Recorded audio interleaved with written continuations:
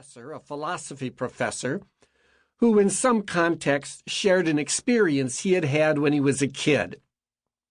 He had gone to a kind of carnival or circus in which there was a clown standing on his head, juggling, and he was just fascinated with it.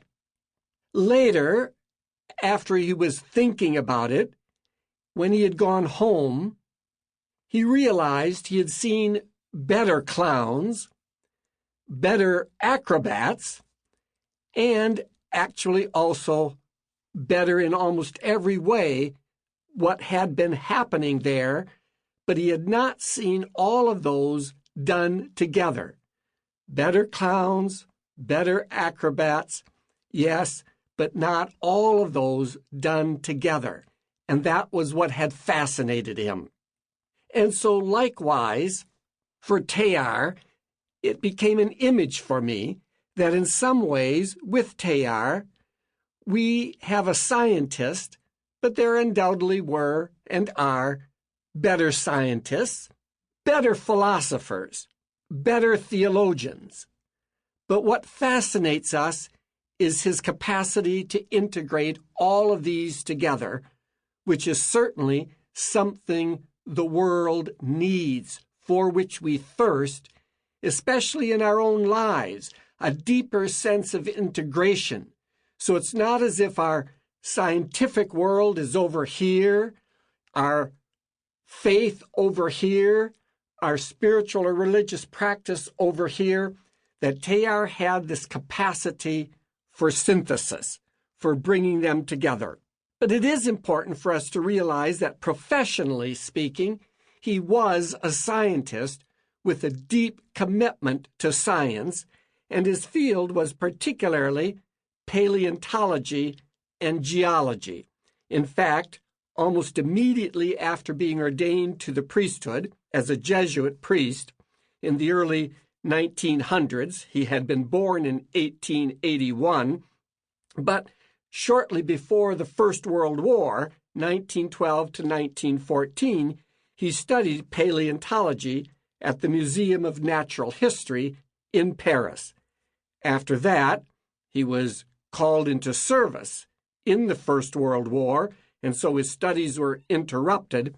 But then as they came to a close, it was in 1921 that he was able to complete his doctoral thesis, which was on mammals in the lower Eocene period, a certain period in the history, the story of evolution.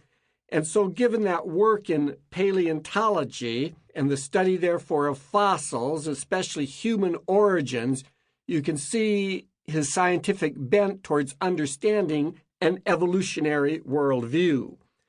And after completing his doctoral work, he taught, in fact, geology and paleontology at the Institut Catholique in Paris for a number of years, and later became renowned when he spent many years in China. On one of his periods of time in China, he was involved, in fact, in the discovery of Sinanthropus, or what today most of us would call Peking man. And so he was very involved in the story of the Catholic Church's effort to come to grips with this evolutionary reality. So that's one thing. He's a scientist professionally, but a thinker for sure, and clearly a man of faith, and therefore in his own way, even if not completely professionally, a theologian. And later I will suggest that perhaps his capacity to synthesize and integrate these has something to do with a mystical bent. In fact, my hunch would be 20 years from now, as people look back and reflect upon the life of Teilhard and his contribution, they will see him more as a mystic than perhaps as a scientist, philosopher, or theologian, which in its own way is an invitation to us as well, to see our own openness to, call toward mysticism, a word that we might not always feel comfortable with. We might not think of thinking of ourselves as mystics, and yet the Second Vatican Council had as a major emphasis the universal call to holiness. Certainly,